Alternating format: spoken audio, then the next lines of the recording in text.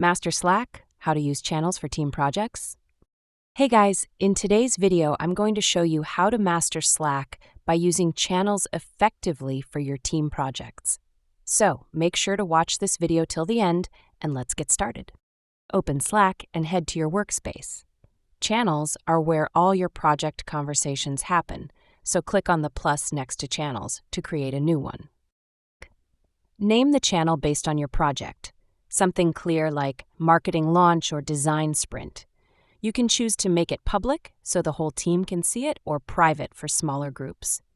Inside the channel, pin key messages, share files, assign tasks, and use threads to keep conversations organized. This prevents clutter and ensures important discussions stay focused.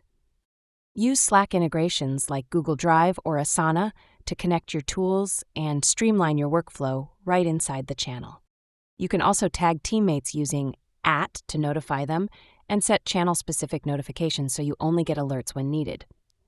And that's how you use Slack channels to stay organized and boost teamwork for any project. Don't forget to like and subscribe for more productivity tips. That's all for the video.